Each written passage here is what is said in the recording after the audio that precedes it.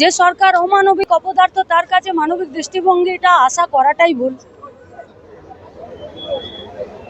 এই রাষ্ট্রপতি যে আসলেন এবং তার আগের থেকে বিশ্ববিদ্যালয়ের কাছে কর্তৃপক্ষের কাছে খবর ছিল, কিন্তু কেন এখনো পর্যন্ত নিরাপত্তা ব্যবস্থা সেরকম করে বন্দোবস্ত করা হলো না, এরকম জানা সত্ত্বেও সেই ব্যাপারে কিছু?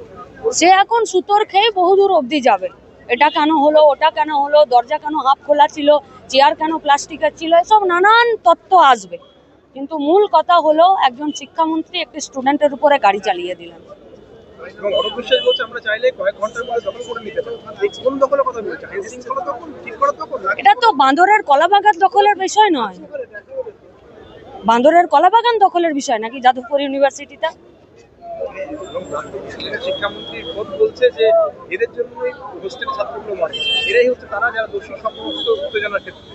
এখন নাম না করে কার্যত কোনো কিছু বিচার বিবেচনা না করেই থেকে দাগ তুলে দিল। দেখুন, রাজ্যের পুলিশ মন্ত্রী, শিক্ষামন্ত্রী, মুখ্যমন্ত্রী তিনি যখন কোনো কিছু বাছবিচার না করে উল্টোপাল্টা বলেন, তো তার সাঙ্গপাঙ্গরা যে খুব যুক্তিনিষ্ঠ কথা বলবেন সেটা আশা করাটা ভুল। আপনারা আগামী দিনে এই ব্যাপারে কোনো বৃহত্তর আন্দোলনের কথা রাখছেন? আন্দোলন তো চলছে, গতকালকেরটাও একটা আন্দোলনই ছিল। আগামীকাল যেমনটা থেকে বলা হয়েছে যে ইউনিভার্সিটি তো উচ্চ মাধ্যমিক হয় না।